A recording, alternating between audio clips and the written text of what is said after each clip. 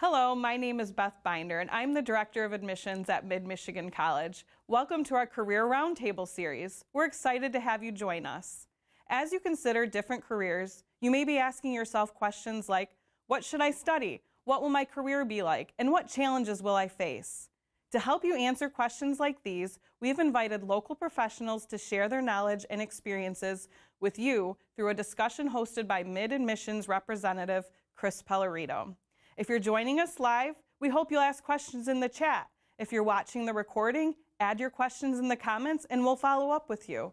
To explore the opportunities available at Mid and put your future plans in motion, connect with us at midmich.edu/admissions.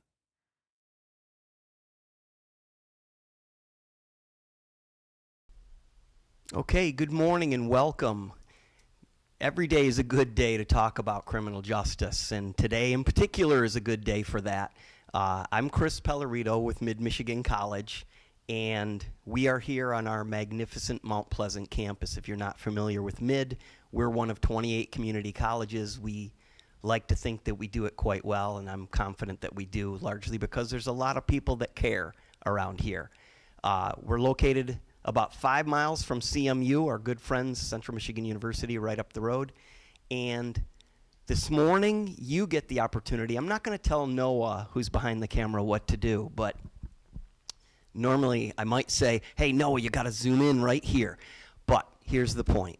You get to be part of a conversation with us, and largely with the two that we have joining us.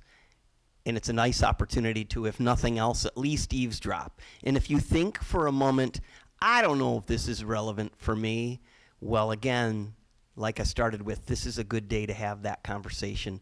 And it can be consequential. It can make a difference. Okay, a couple quick giant details. My way brighter colleague, Ryan, is personing the keyboard about 20 feet away from me in the audience. So if during the course of this conversation you feel like sending in a question or a comment or a concern, please do so. It's as simple as the chat right there on our YouTube channel. And having said that, I'm going to move forward and have this conversation go in a wonderful, lovely direction. So I'm not going to introduce our guests. I'm going to ask them to do a bit of an introduction with themselves and kind of weave it into the first part of our conversation. And Tammy, if I might start with you, I'd love for you to introduce the role that you play and a little bit of your background, and then just share a little bit about the academy in general, because this audience, largely 217 and 18-year-olds, who might want to know a little bit about a police academy as one of your options, right? So please, go ahead. Tamara McDermott. I'm the interim program director at Lansing Community College down in Lansing, Michigan. Part of my responsibility is to oversee the Mid-Michigan Police Academy. And our academy runs a full semester, 17 weeks. And those of you that aren't familiar, our academy is overseen and governed by MCOLS, which is the Michigan Commission on Law Enforcement Standards. To become a police officer in Michigan, you need 611 hours. Here at Mid-Michigan, we go above and beyond that, and that's what makes us stand out in the state of Michigan. We provide 741 hours. So we go and provide not only what MCOLS requires, but we also go and provide what we feel are essential tools for you to have in your toolbox to make you that much more prepared. A lot of it is scenario-based, which means we put you in situations, things such as our Milo machine, which is a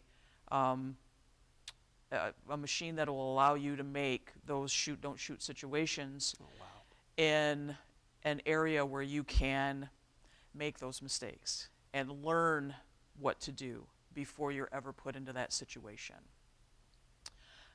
We also work with our partners with the Michigan State Police, and there is some new training coming so that you learn how to deal with those that have behavioral difficulties.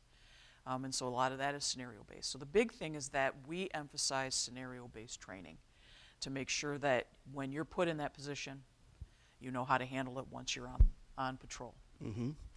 briefly, your background. Where'd you come from? Were you 18 years old and said, this is what I want to do? Yes, actually I was. I was one of those in the low percentage that I've always known what I wanted to do. So Yep. I attended Ferris State University and began my career in law enforcement. Found that back a long time ago, there wasn't a lot of law enforcement agencies that were hiring full-time. That is not the case now. So I switched my career to corrections, still part of the criminal justice triangle, as I call it. But now that I oversee all of the programs, law enforcement has always been at the center of, my heart. And so I did 25 years in criminal justice and am now overseeing the program. Excellent. Okay. Steve, you and I have had the pleasure of chatting previously, and I've had the pleasure of seeing you speak before an audience similar to this. And I appreciate your candor. You were pretty honest with that group. And you said to us, I was not a rocket scientist in high school. However, it had a happy ending because you ended up rocking and rolling in college. That's probably the case with many that are listening this morning. Like, I'm not the best student, so why would I even think about continuing on in something related to college? Can you talk a little bit about that, and please introduce yourself and what you're doing now? Okay. My name's Steven Sense. I'm a lieutenant with the Road Patrol in Clare County. I'm in charge of all law enforcement operations when it comes to the road. A little bit about my background is I did initially 18 years old. I joined the military. I knew that I wanted to do law enforcement, so I took the opportunity the military gave me to do full law enforcement operations. And I was pretty fortunate that most of my military career I actually got to work on the road law enforcement all the time. That training even went into traffic investigations and stuff like that. After 5 years in the military, then I switched over, went to Delta College, went to the academy, and then did a weird thing of did the academy, then I went to school for criminal justice.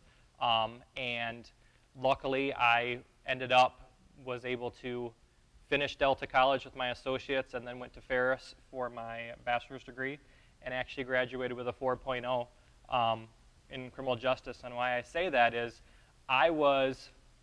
in middle school, I was probably a good CD student. College, A good CD student. CD student. Solid CD. Okay. School was not my thing. I did not enjoy school. It wasn't really until I had the opportunity to go to college and started taking some of my CJ classes that I realized that that's really what I enjoy. And when you enjoy something, you, I think, put more effort into it. Yeah. And because I enjoyed those classes, yes, when you're getting your associate's degree, you have to take your gen ed classes, which are normally not your fun ones, your math classes, etc. But once you get into your bachelor's degree, you're getting more in-depth in the career field that you really, truly want to go into. And if your heart and mind is into it, you're going to take everything you can from those professors and then rock and roll on the road. And I've always been a big fan. The more education you have in law enforcement, the more you are able to make a better decision, and it shows more confidence when you're out on the road because you know what you can and can't do. Do you think, I used to joke with one of my sons, he's bright, very bright young man. I used to joke with him like, are you sure you don't want to go into CJ? Because the world needs more bright CJ students. And it seems like the image that's portrayed in movies and TV and stuff like that, unless you're a detective, if you're involved with law enforcement, you're not intelligent. I know that's not the case, but do you think that a lot of intelligent people shy away from CJ, or not necessarily?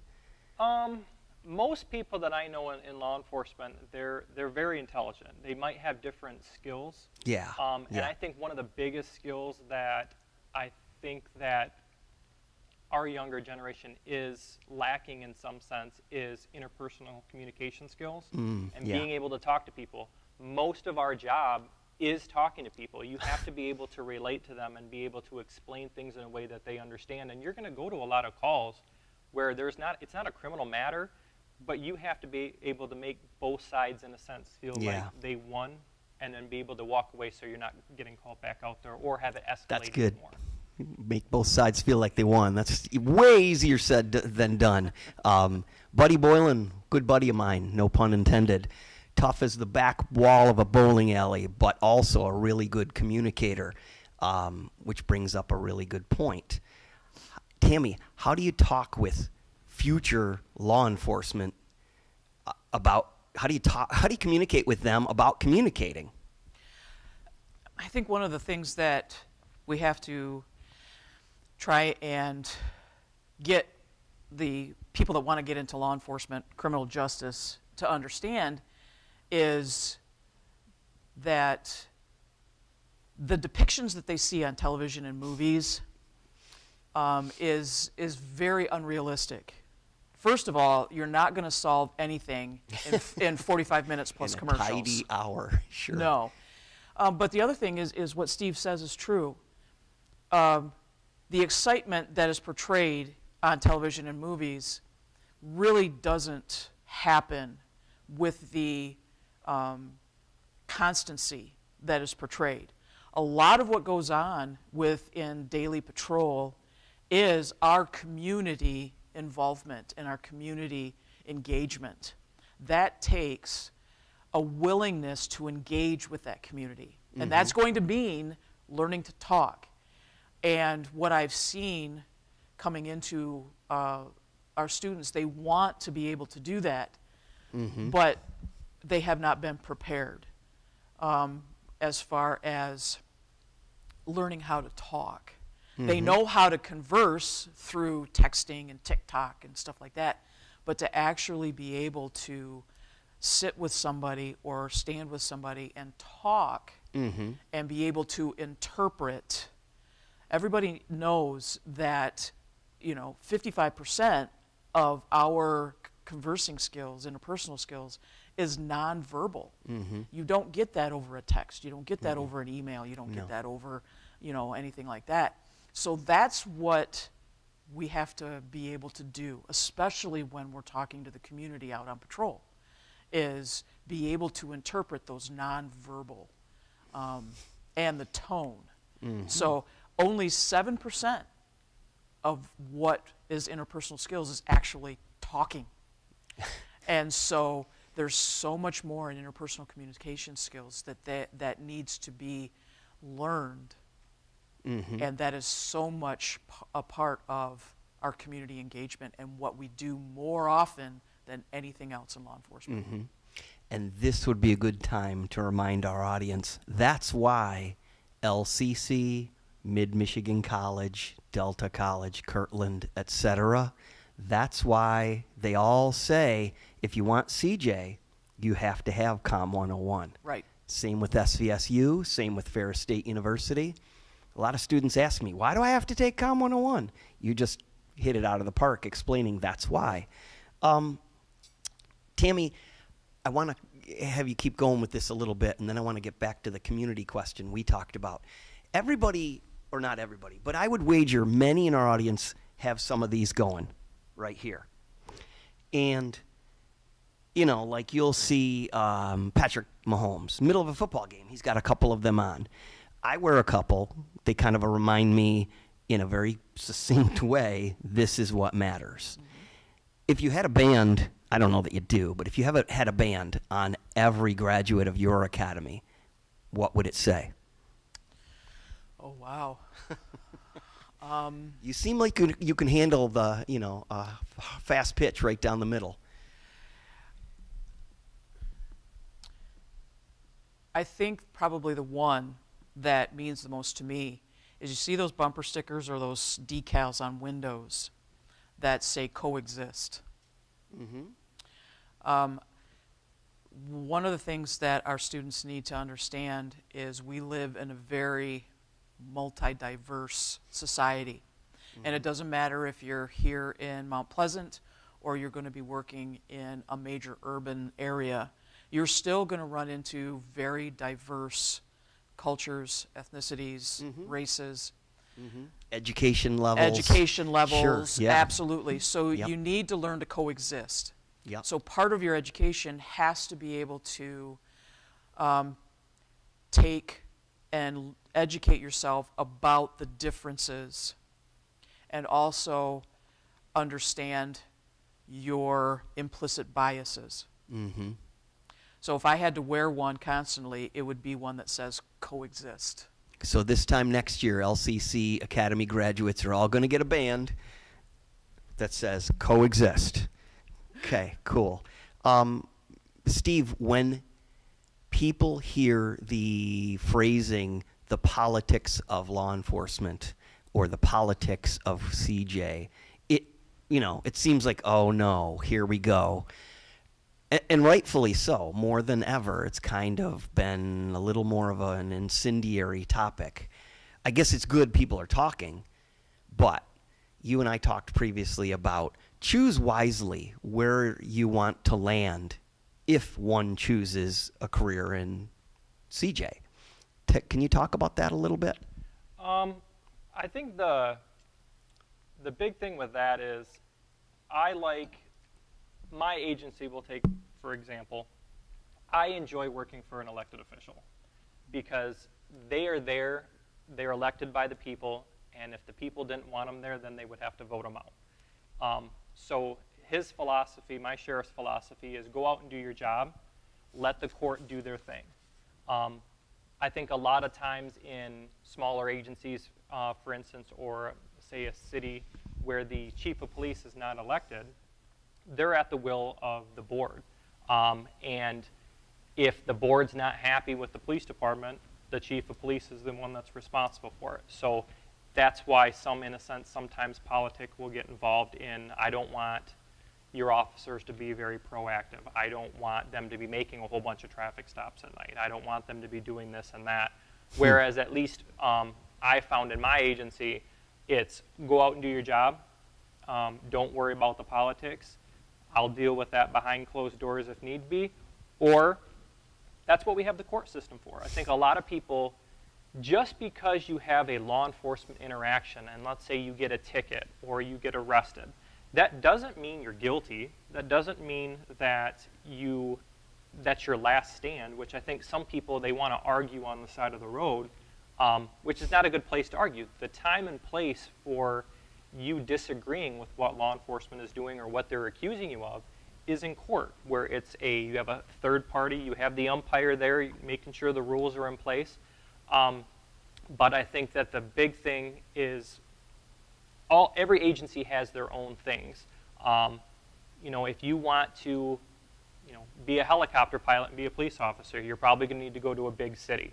If you want to be on a dive team, you're probably going to have to go to a sheriff's office or a very large agency.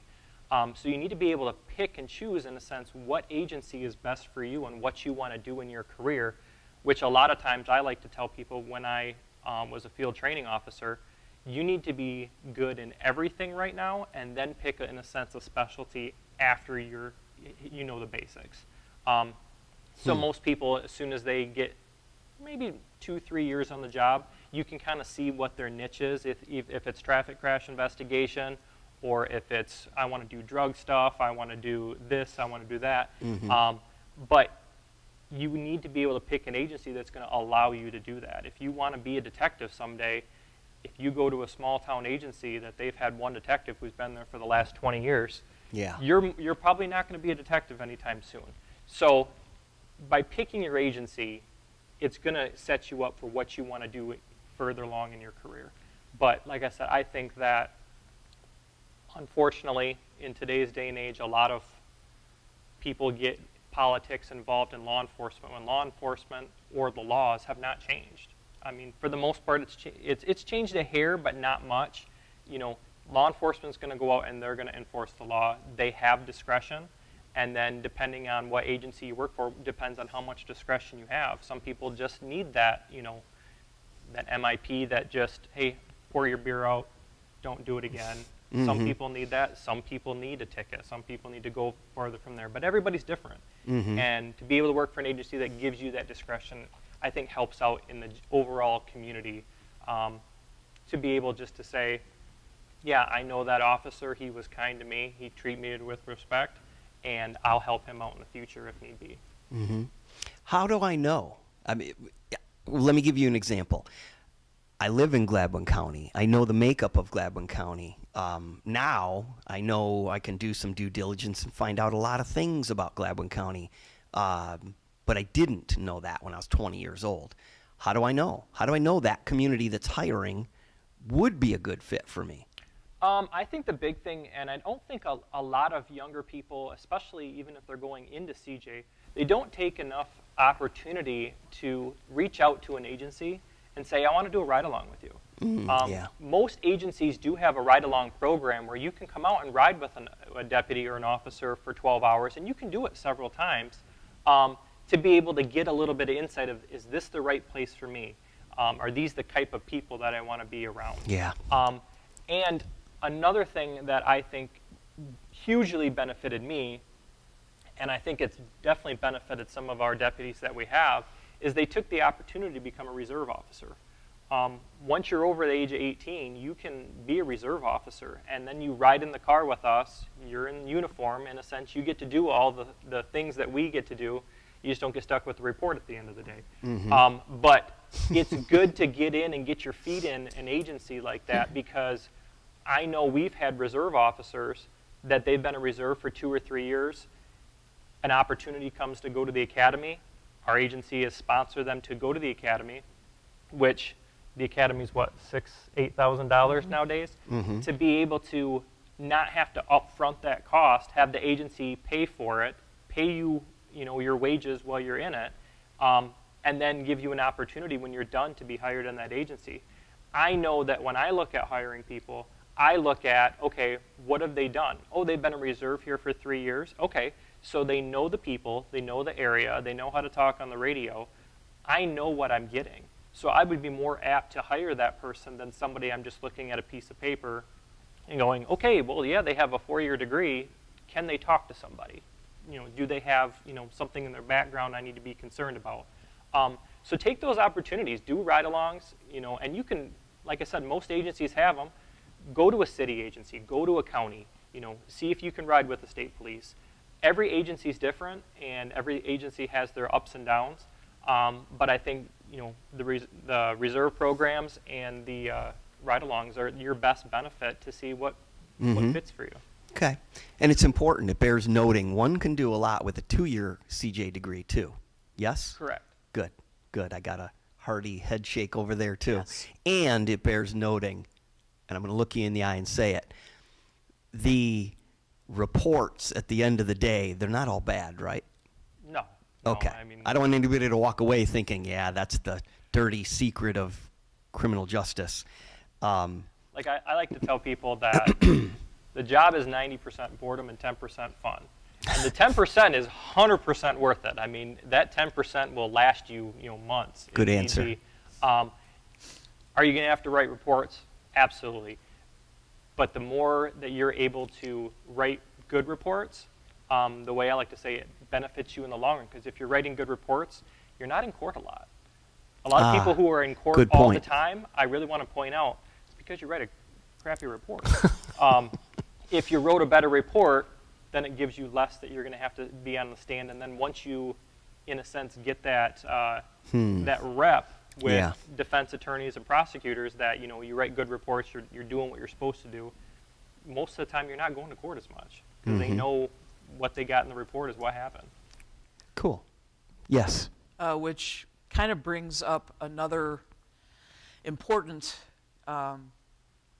idea that really people thinking about going into law enforcement, criminal justice need to know. Besides communication and learning how to talk to the community, you also have to know how to write correctly. So Steve was talking about getting into all the CJ program courses that are the fun courses. And I remember being in school. I remember wanting nothing more than to take all my CJ courses and knowing that I had my English class coming up and I had my math class coming up and I had my comm class coming up and going, yeah, I don't want to take those classes. Yeah. But getting out of school, the classes that actually benefited me the most were my comm class and my English class, because I ended up the 90% of the stuff that Steve was saying is the kind of the boring stuff is your report writing and your interpersonal communications. The fun stuff, all the CJ stuff that you love taking, yeah, that's going to set you up for months. The stuff that when it hits the fan and you're doing all the stuff that you were told was going to be the greatest part of the job, the stuff you see on TV, but the 90% of the stuff that you're going to be doing is going to be the stuff in the gen ed classes that are going to prepare you. The interpersonal communications, how you communicate with the community, how you make sure those reports are done well enough that you're not going to be challenged on how you conducted yourself on your calls going forward. Good points. Okay, there are certain professions, it seems, that like being a nurse, being a teacher, certainly CJ, law enforcement in particular, where you got to have a good pregame, but you don't get whatever the word I'm looking for is, you don't get to wake up in the morning and say, I'm just not feeling it today. I got, in CJ, in teaching, being a nurse, doesn't matter. You got to go in. You got to do it. What's your pregame like? I think for me, every morning I wake up when I go to work and I want to learn something new. This job is hard. It's mentally exhausting at times. Sometimes it's physical. But waking up and just being, even if I'm having a bad day, which I always like people, when they say, you're having a bad day, you're going to write a lot of tickets today. Actually, when I'm in a good mood is when I write tickets. I don't know why. Because I feel if I'm in a bad mood that I'm not going to take that out on the general public. So you're going to leave here today and write a number of tickets, yes? Not today. Today is my day off. But no, I like to wake up and go, what can I do? Even if I'm only able to truly help one person today, it's worth it for me. Mm-hmm. And I also want to learn something new every day. And that's one thing that I think is really important for me when I was a field training officer. Some people, they don't like being a field training officer because, I don't want to teach somebody. Okay. But I think it makes you a better teacher when you are teaching them because they're going to ask you questions that you never thought about. Yes. And if you don't know the answer, it forces you to relearn or learn something new. So then you become a better officer because you had to take that self-initiative to learn that. Mm-hmm. But I think that those are the two things for me is, make a difference. Even if you don't notice it, you do make a difference in people's lives. I have people that walk up and they say hi to me and they're like, oh, you helped me out on this. I'm like, I have no clue who you are, but apparently I did something enough for that person to make an impact on a life that they would remember who I was. Mm-hmm. Tammy, we talked when you came in this morning, and I commented a couple of times about, my gosh, you wear some really big, important hats, and it's multiple hats, and you seem to have to cover a great deal under your umbrella. So I'm compelled to ask, and I'm really keenly interested in the answer. What's your pregame like? How do you get up every morning and say, I'm going to go handle all of this super well? A lot of it is knowing that you have a support staff that can work with you. And luckily, I have a very good support staff. So you have to be humble enough to know that there's stuff that you don't know. Yeah. Never go into a situation thinking that you're a know-it-all, and recognize your limitations, but also recognize your willingness to learn and take that information in. Know where your resources are. Mm-hmm. And so like Steve is saying, he goes in every day wanting to learn something. Yeah. Absolutely. And so this new position I'm in is very new. So I wake up every morning going, okay, what am I going to learn today? What am I going to have to learn so that this department continues to run smoothly? Mm-hmm. And who am I going to have at my disposal to learn that from so that the next time I don't have to go to them? Mm-hmm. So a lot of it is knowing who your support staff is, knowing that you don't know it all, and not be stubborn or arrogant enough not to want to. There is there's nothing wrong with asking for help. In any position, you are not expected to know it all. I know that even the sheriff of Kent County, who is the only female sheriff in the entire state of Michigan. Really? Yes. Wow. will, if she doesn't know an answer, she'll find out who to ask. So even at the highest levels, you have to remember that you don't know everything, and you're going to want to have the capability to know where to go to ask for help, for answers that you don't have, and be willing to learn that. Excellent. And just to piggyback off that, like she said, I mean, if you really think about it, in any profession, let's say you're a doctor. Okay, well, you're not an OBGYN. You're not a neurosurgeon. You're going to have to learn in your department which niche people have. Yeah. I mean, my bosses will call me. I'm big on traffic. I worked traffic for many years. I do traffic crash investigation. That's kind of my in. I will get calls at 2 o'clock in the morning. Hey, I got a question on this. Yeah. Can you Yeah. I literally sleep with the book next to me. If I can't find it, I'll get the answer to you. But my bosses will call me. And you have to, like she said, be humble enough to ask for help. If that's not your specialty, Yeah. find somebody that has that and ask them, and then you'll learn from it. So wait, when you were 20 years old, you didn't say, I want to be traffic. I initially wanted I knew I wanted to do law enforcement. I did not know that traffic was my thing. In the military, it's a little different of how much law enforcement you get to work, because they do different cycles, because you have a combat side that you have to do, and you have to do your law enforcement side, and you kind of go back and forth. And I was fortunate enough that I actually got assigned to the Provost Marshal's office that does the day-to-day law enforcement operation on the installation. And I took the opportunity to ride, because I was actually a blotter clerk for a while, which means I dispatched and I did the police blotter for the 24-hour period and did all that stuff. What'd you call it? Blotter clerk. Blotter clerk. Yep, it's basically the law enforcement operations, what took place. It's kind of like the crime log in a sense for the 24 okay. hours. But I took the opportunity to ride with one of the guys who worked traffic, in a sense, on my days off, and learned that I really enjoyed it. I liked the freedom in a sense that I got. I wasn't assigned to an area.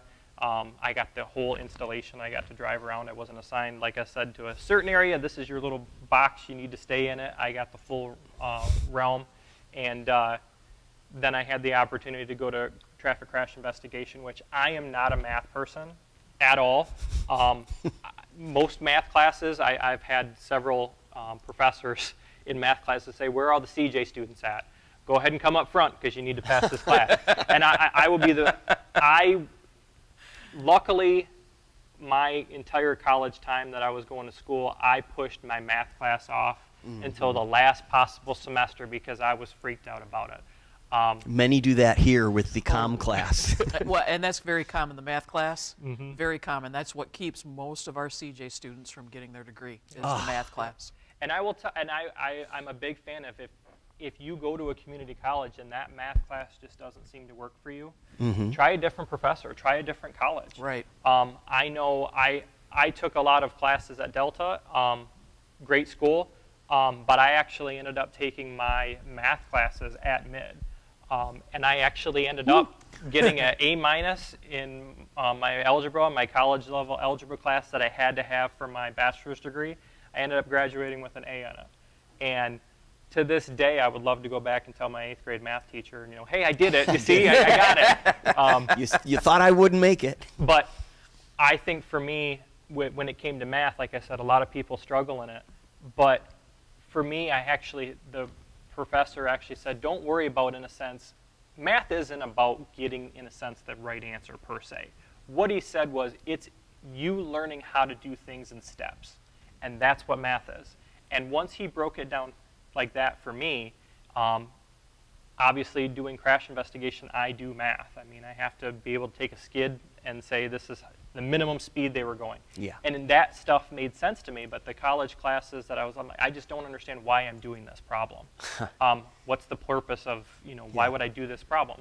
And once I was able to take my work stuff and put it into the math class, it actually tied together, and like I said, was able to get an A and pass that, and that was my big hurdle that I was worried about, and it worked out for me. Excellent. Nice work. Tammy, I've been to LCC, and I mean, it's cool. It's in the heart of a very big city. Obviously, it's a different experience than, say, Kirtland Community College. And they're both great. Kirtland's got a wonderful academy as well. We had Chris from Kirtland here last year. Briefly, tell us a little bit about what's a day like. What would I expect if I were at LCC and involved with their academy? The day starts with the recruits doing their physical fitness. We have a wonderful instructor that comes from our Health and Human Services, and she is very close to, I would imagine, a drill sergeant. So they do 45 minutes to an hour of physical fitness every morning. Mm-hmm. Then they are expected to be dressed and in formation by 7:40, and then they go through inspection. And if they don't pass inspection, which is done by several different members of our rotating staff, then they are given demerits and they take care of the demerits. If they pass inspection, then they will march in formation into classroom and they begin their day, whatever their day happens to be for that day. It could be a lecture, it could be scenarios. Just this week, they did 2 days of night problems, which are all scenario-based training that happen at night. They're put into scenarios where they are actually going to be, they're dispatched to a call, and then they are expected to handle that call. So they did 2 nights of that. Most days, it's 8 to 5, and they're given lectures depending on what the day is, Sure. laws and stuff like that. But their schedules are going to vary depending on the instructor's schedule. Firearms are usually held in the afternoon because we partner with Lansing Police Department to use their range, stuff like that. Mm-hmm. But it is usually very intense, and it runs Monday through Friday. Mm-hmm. But it is run very similar to a very paramilitary type academy. 10 weeks? 17 weeks. 17 weeks.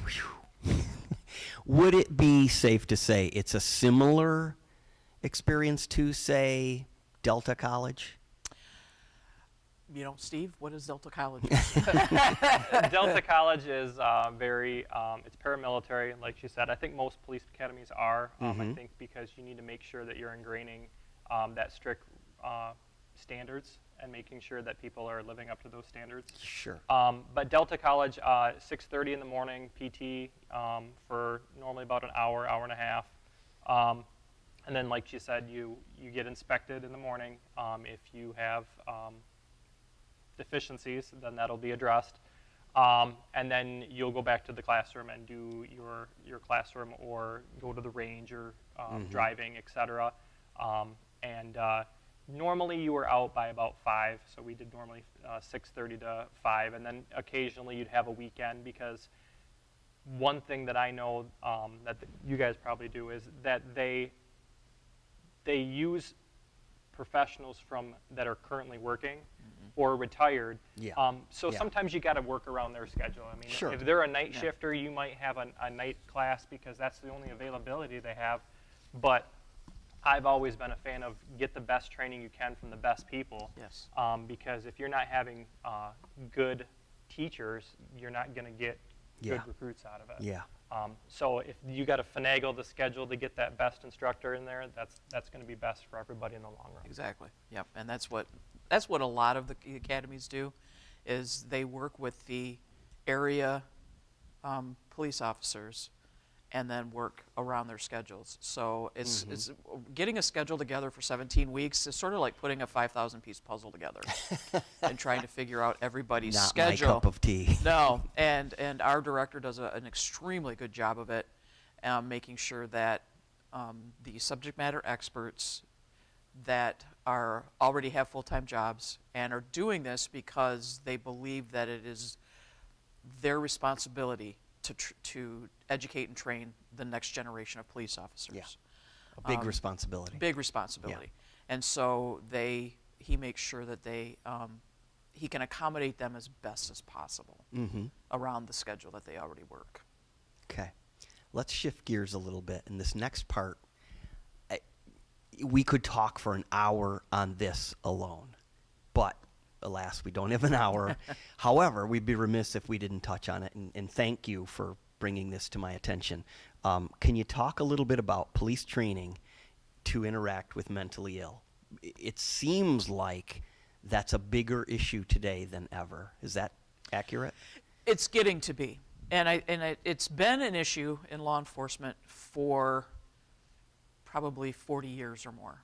Mm-hmm. I think it's starting to become more prevalent because it's becoming more a part of the public consciousness.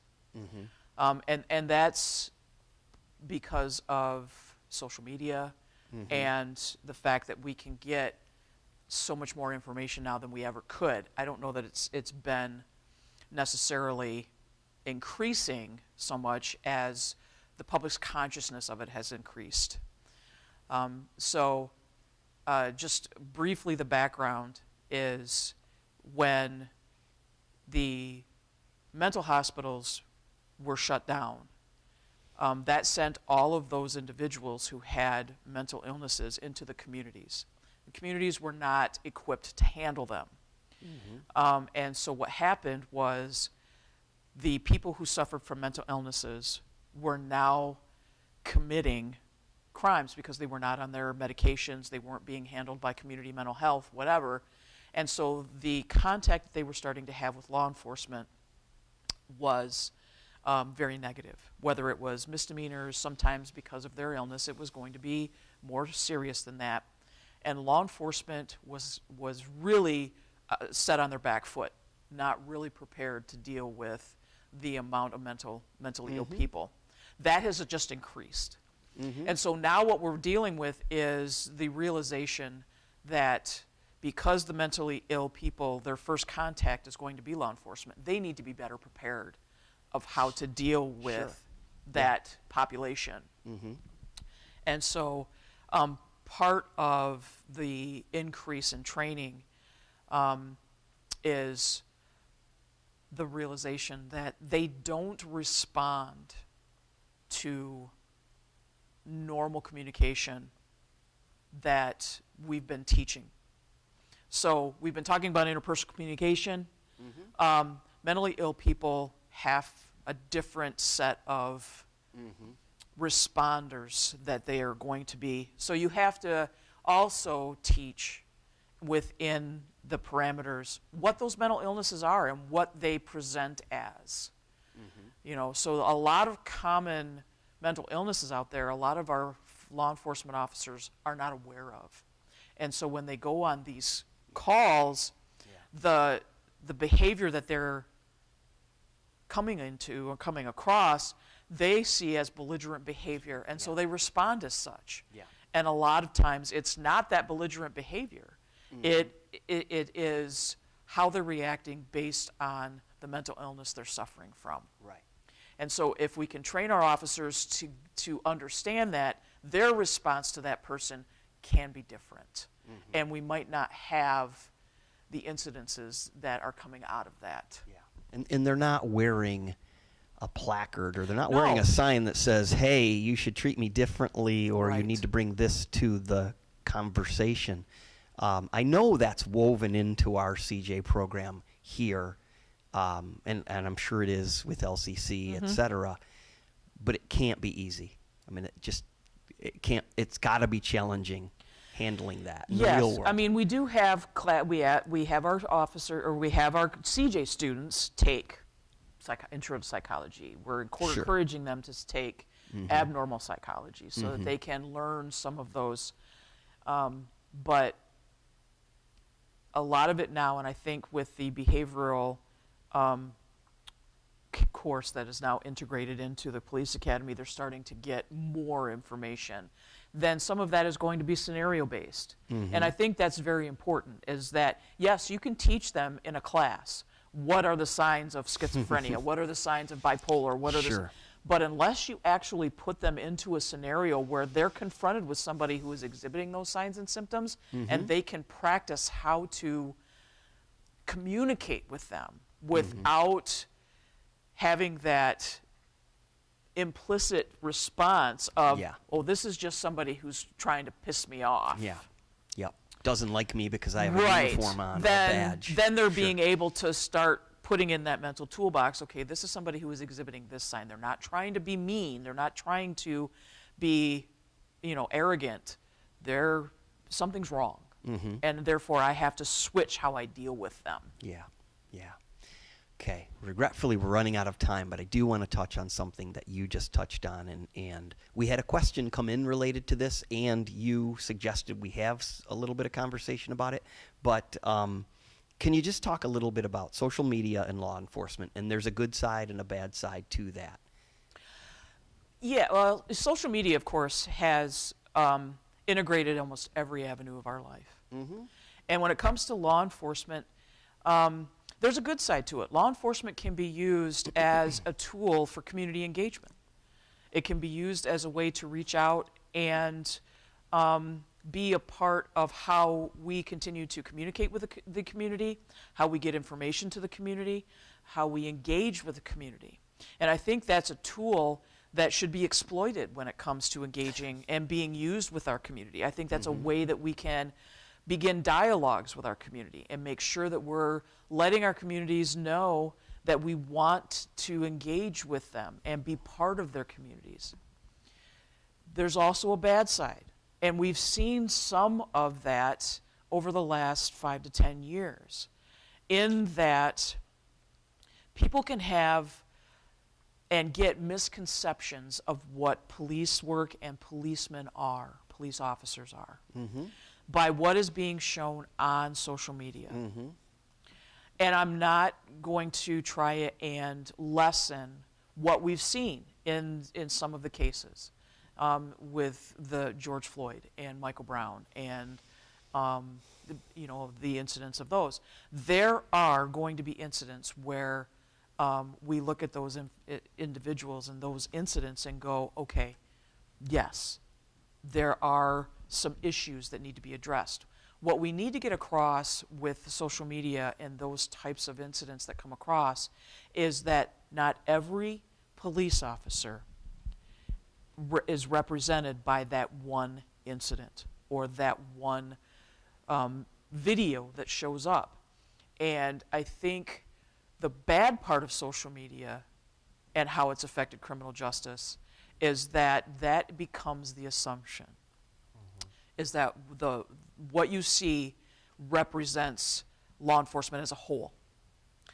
And we need to continue the dialogue with the communities to help them and help us make sure that our communities understand and continue to serve our communities better, that we are not dictated and we are not representative of that one incident that is seen in a state or in a community that is not near us. That one person does not define an entire profession. It's another challenge. Okay, we're coming down to the final turn here. I learned a long time ago, Steve, to listen to my wife. My wife often asks me to ask our guests. Ready? Here we go. High, hard one right at the plate. What's the worst part of your job, and don't sugarcoat it?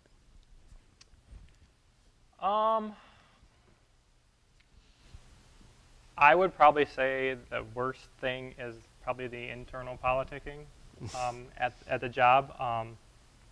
I think that I know that for me, when I'm out in the car by myself, it's just me, my own little world. Obviously, if I need another unit, I can get somebody else over there. But when you start taking different people's dynamics, I mean, me being an administrative position now I'm dealing with the HR aspect and the people calling in complaints or something like that, and I always like to look at the positives of everything, but I think that like she said, some people just have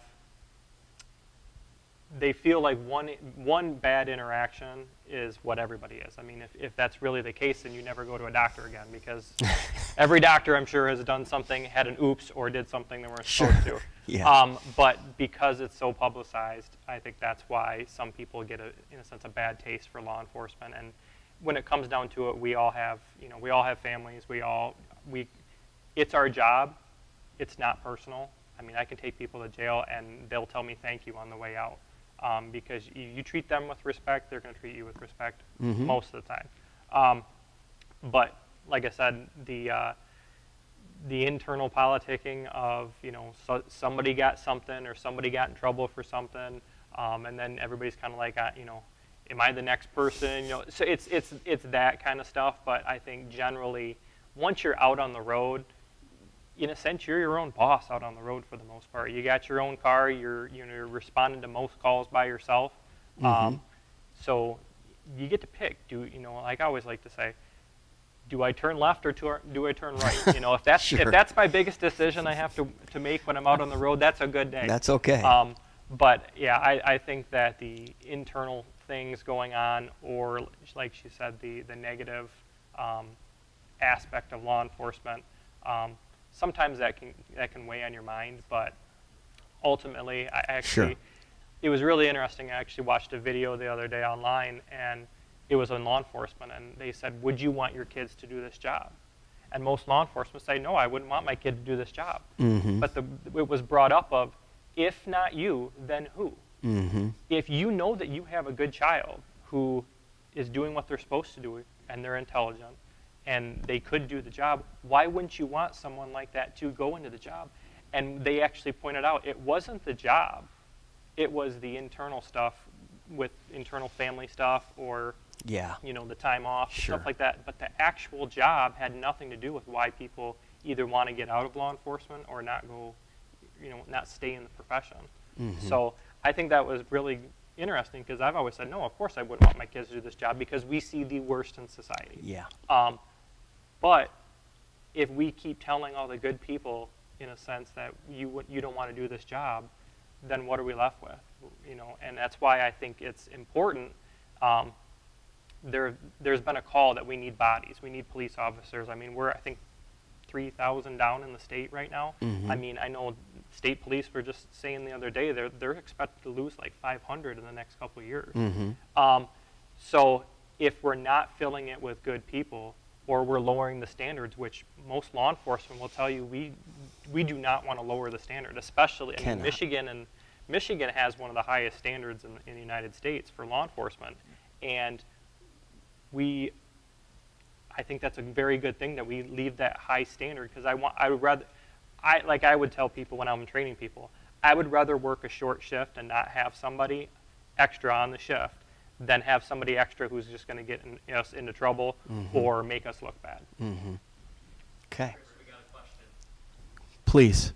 Kind of piggybacking on the mental illness talk, how do you deal with people with hearing issues or hearing disabilities? Did you hear the question? I know for us, Hang on. Just to make sure our audience is clear, the question, correct me if I'm wrong, asks, how do you deal with people who have a hearing disability or hearing impairment of some form? Go ahead.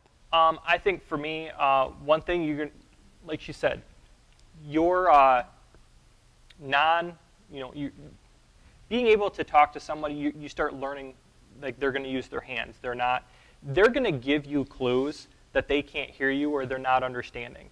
I have always carried a little whiteboard in my car, or you have your notepad that I've wrote down on, ask people questions and just do one of these. I actually have a translator on my phone that I can actually talk to, and then it says it in their language. If you have somebody I don't speak Spanish, so if I am dealing or handling with somebody who only speaks Spanish, I can use that translator.